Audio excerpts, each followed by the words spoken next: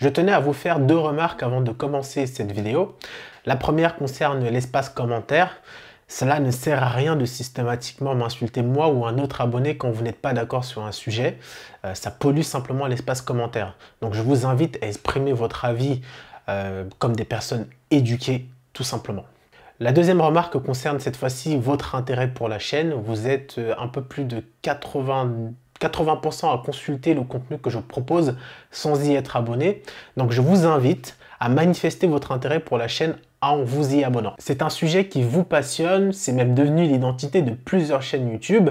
Aujourd'hui, nous allons parler de dopage et plus précisément de la chasse aux dopés.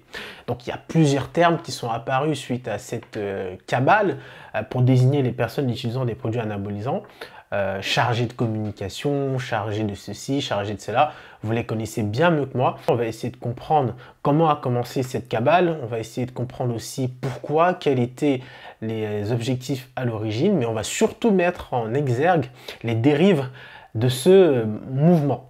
À l'origine, cette forme de délation avait pour objectif de prévenir les consommateurs néophytes en matière de musculation des objectifs et des physiques qui étaient possiblement atteignables naturellement. Je me souviens dans les années 2010 à 2014, les physiques les plus appréciés sur le marché de la musculation étaient ceux de Simon Panda et Ulysse. Moi, par exemple, je prenais exemple sur Serge Nubret. Je trouvais que son physique était tellement beau, tellement esthétique. Pour moi, c'est la quintessence du bodybuilding. Mais beaucoup de personnes s'identifiaient aux deux physiques que je vous ai précédemment cités et pensaient pouvoir atteindre ces physiques naturellement. Mais la désillusion a été grande quand ils se sont rendus compte que ce sont des physiques qui ne sont pas à la portée de tous et qu'il fallait user de certains outils, de certains produits pour y arriver. Et donc ce mouvement, cette délation avait pour but de prévenir des consommateurs et aussi de prévenir de certaines arnaques parce qu'il y avait des personnes qui se disaient naturelles, qui vendaient des programmes en promettant un physique aussi impressionnant que le leur, alors que dans les faits, ce n'était clairement pas accessible à tous les consommateurs qu'ils avaient dans leur portefeuille. Et donc là, le but était assez noble. Il n'y avait pas cette forme de cabale haineuse systématique qu'il y a aujourd'hui, et ça a permis à beaucoup de personnes de comprendre davantage le monde du bodybuilding. Et ça a pris encore plus d'ampleur quand le bodybuilding de manière générale s'est démocratisé. Donc maintenant, on voyait un petit peu tout le monde faire de la compétition, avec l'arrivée des fédérations telles que NPC, Musclemania, un petit peu partout. Voilà, tout le monde a commencé à se lancer dans ce milieu et ce mouvement a aussitôt accéléré. Et c'est de là qu'est arrivé les dérives. Et donc on va en parler aussi de ces dérives parce que pour moi je trouve que c'est très important de comprendre pourquoi il y a une telle aversion naturelle envers le bodybuilder. Et c'est là que vous allez voir que beaucoup en profitaient de cette forme de dénonciation pour cracher un petit peu leur haine, leur aversion naturelle du bodybuilder. Il y a selon moi une forme de discrimination qui est faite envers les bodybuilders. Je rappelle que discrimination veut dire à l'origine séparation et distinction. Donc le bodybuilder, en fait, c'est un individu qui a vulgarisé un idéal physique qui a été longtemps sacralisé.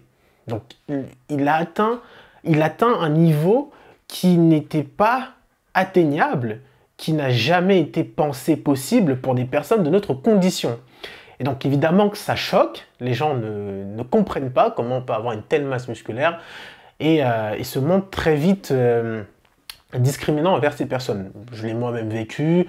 Voilà, pour vous donner par exemple une petite anecdote à ce sujet, un jour je mangeais avec des connaissances à moi et on parlait de bodybuilding. Donc ils s'intéressaient un peu à ce que je faisais et moi je présente des physiques qui sont des physiques des personnes qui font des compétitions. Et donc on échange à ce sujet et tout de suite ils se montrent très vite virulents. C'est-à-dire que je montre le physique, ils prennent le téléphone, ils se disent tout de suite, c'est dégueulasse, c'est moche, est-ce que tu te vois sortir avec quelqu'un comme ça, ses muscles sont faux, blablabla. Et on se rend compte assez rapidement qu'il y a une forme de dégoût naturel envers les bodybuilders. Mais bon, on voit bien qu'il y a une différence de traitement avec d'autres personnes, par exemple, comme les personnes en surpoids, parce que là, le discours est différent. On dit venez comme vous êtes, assumez votre corps, vous savez, tout le discours de bien-pensance body positive. Et je ne peux m'empêcher de faire une opposition avec ces deux types de physique. C'est-à-dire que d'un côté, tu as un bodybuilder qui représente un petit peu l'incarnation de la détermination, de la force par son physique, parce qu'il est musclé, et de par ses performances sportives. Et de l'autre côté, tu as quelqu'un qui est en surpoids et donc qui entre guillemets aussi représente une forme de médiocrité. Pour l'autre, on va l'excuser, on va utiliser des termes pour ne pas le brusquer, pour ne pas le rabaisser. Voilà, le body positive, acceptez-vous, etc. Et avec le même groupe de personnes dont je vous ai parlé précédemment, un jour, moi je dis que les personnes en surpoids, c'est pas mon genre. Et là, je me fais un petit peu remonter les bretelles. Ouais, c'est dégueulasse ce que tu dis, ça ne se fait pas, etc. Mais en revanche, on se permet d'avoir des propos désobligeants à mon encontre. Mais de l'autre côté, on prend beaucoup plus de pincettes, on fait beaucoup plus attention parce qu'on se dit la personne ne pourra peut-être pas encaisser autant que je le fais. Je ne dis pas que les personnes en surpoids ne subissent pas de discrimination. Ne me faites pas dire ce que je n'ai pas dit. Je dis que dans la forme et dans les faits, le discours est très différent. Et pour vous rendre compte de cette aversion et de cette forme de discrimination, il suffit de vous intéresser aux injures et aux discours rabaissants qui sont faits envers les femmes bodybuildeuses, puisqu'elles ont développé, de par leur pratique, des atouts réservés à l'expression de la beauté masculine. C'est-à-dire qu'elles ont développé des épaules, des biceps, des jambes assez musclées, très développées. Et donc avec elles, on va se permettre de les humilier sur la place publique, de les rabaisser, de systématiquement les dévisager. Et elles sont à la fois insultées par leur père, par des hommes qui se sentent sûrement frustrés. Et donc il n'y a aucune forme de respect pour les choix de la personne, aucune forme de respect pour le travail de la personne. Ensuite, il y a une sorte de grande proximité entre les athlètes professionnels et les simples pratiquants. De ce fait, la comparaison se fait assez facilement puisque le bodybuilding n'est pas un sport très populaire et quand vous êtes un athlète professionnel dans ce milieu, il n'y a pas une grande distinction entre vous et les simples pratiquants. Par exemple, un simple footballeur du dimanche ne va jamais se comparer à Lionel Messi ou à Cristiano Ronaldo. Mais dans le bodybuilding, c'est possible que Jean-Michel, 53 kg, se compare à moi, IFBB Pro, et crée un antagonisme entre nous deux, alors que c'est complètement stupide de se comparer à un athlète professionnel. Et ça crée de la frustration, ça crée de la jalousie, et ça crée des attaques personnelles. C'est-à-dire que moi, chaque jour, quand j'ouvre mes messageries, que ce soit sur Instagram, Twitter, maintenant Facebook aussi, je reçois des centaines d'insultes. C'est-à-dire que des fois, je prends mon téléphone, je vois le message, je me dis ce mec, il a trop la haine. Je ne le connais pas et pourtant, il a une haine tellement forte envers moi, je me dis c'est pas possible, j'ai peut-être baisé sa femme. Je dois le reconnaître aujourd'hui puisqu'il a parlé de moi, j'ai baisé sa femme. Alors peut-être qu'il m'en veut parce que j'ai baisé sa femme. Voilà. Mais je trouve ça assez injuste qu'il m'en veuille pour ça à moi et pas à d'autres, parce qu'à l'époque, on est à peu près tous passés dessus, quoi. Donc je vois pourquoi il m'en veut particulièrement à moi. Il y a quelque chose. Donc je ne comprends pas comment on peut avoir une telle colère, une telle haine envers quelqu'un juste parce qu'il a quelques fibres musculaires plus développées que vous.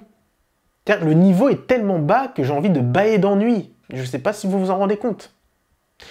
C'est affligeant. Et généralement, ces personnes, leurs insultes tournent autour de l'espérance de vie. Ils te disent, sans aucune source, que l'espérance de vie d'un bodybuilder est limitée à 40 ans. À chaque fois, ils nous rabâchent ce discours sans source, sans article fiable cité. Donc donnez-moi les sources, parce que moi, personnellement, j'ai cherché. Je n'ai vu aucun article fiable, à part des discussions de bistrot sur des forums, qui montraient que l'espérance de vie d'un bodybuilder est limitée à 40 ans. Donc moi je veux bien que vous nous citez des sources.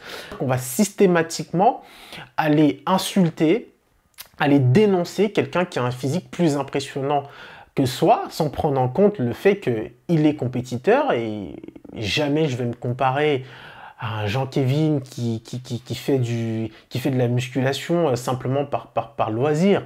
Moi je me compare à des compétiteurs qui luttent avec les mêmes atouts que moi, et ils vont systématiquement me parler de produits dopants.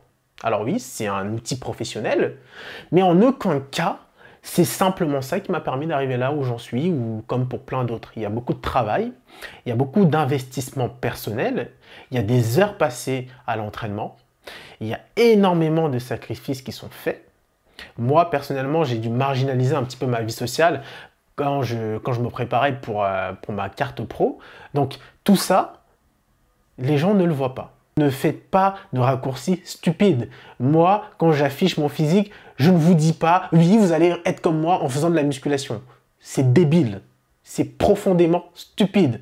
Vous savez que je fais de la compétition, donc ne vous comparez pas à moi. Il y a entre nous un océan qui nous sépare par le simple fait de la pratique. Elle est fondamentalement différente. Et à aucun moment, je me permettrai de me comparer à un simple pratiquant. Certains vont très loin, ils ont tellement la haine que ça devient personnel. Il y en a un qui s'amuse à créer des rumeurs sur moi un peu partout, sur chaque vidéo où on parle de dopage, sur ma page Instagram, sur mon Twitter, partout. Le mec il répand une rumeur comme quoi je serais atteint d'un cancer du foie, donc il connaît vraisemblablement mieux ma vie que moi. Et donc, tu vois, c'est-à-dire que les mecs, ils prennent ça tellement personnellement que je n'arrive pas à comprendre comment le fait d'avoir simplement un peu plus de masse musculaire qu'un individu peut déclencher une telle réaction. Ça me dépasse, je ne comprends pas. Et ces gens-là, tu ne peux absolument pas échanger avec eux. C'est-à-dire qu'ils ont une vision tellement binaire que tu ne peux rien dire. Tu es systématiquement rabaissé, insulté. Et attention, ceci n'est pas du tout un discours victimaire. J'ai pris le risque de m'exposer aux réseaux sociaux et donc les insultes, les menaces que je reçois par message à cause d'un biceps trop développé, c'est le risque de mon entreprise, donc je l'assume pleinement. Mais simplement, ici, je vous mets face aux dérives de votre mouvement qui, à l'origine, avait un but plutôt noble, mais il faut avouer que ça s'est transformé à une forme de harcèlement où on essaye de rabaisser une personne qui a un peu plus de biceps ou de triceps que nous. Donc voilà.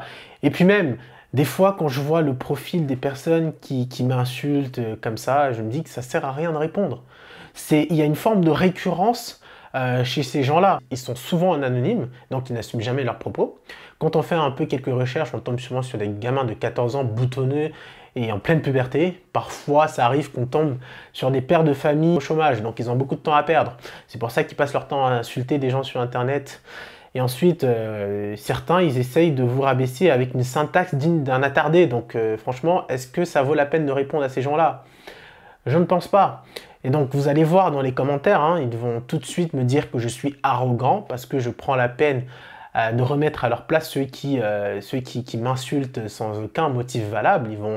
Ils vont tout de suite essayer de me faire culpabiliser. C'est-à-dire que je dois me faire humilier sur la place publique, mais je ne dois en aucun cas répondre. Heureusement que ces personnes ne représentent qu'une toute petite partie des pratiquants et des passionnés de bodybuilding. Quoi qu'il en soit, je vous invite à faire la distinction entre un pratiquant de bodybuilding et un compétiteur. Le compétiteur, lui, va user de produits comme un outil professionnel et c'est son outil de travail, tout simplement. Là est la différence. Donc arrêtez cette cabale injuste et haineuse envers les bodybuilders professionnels. Vous pouvez dénoncer des pratiques douteuses, il n'y a aucun souci à ce niveau-là. D'ailleurs, c'est l'origine de cette délation, mais évitez toute forme de dérive. Je vous invite à me donner votre avis en commentaire et je vous dis à bientôt.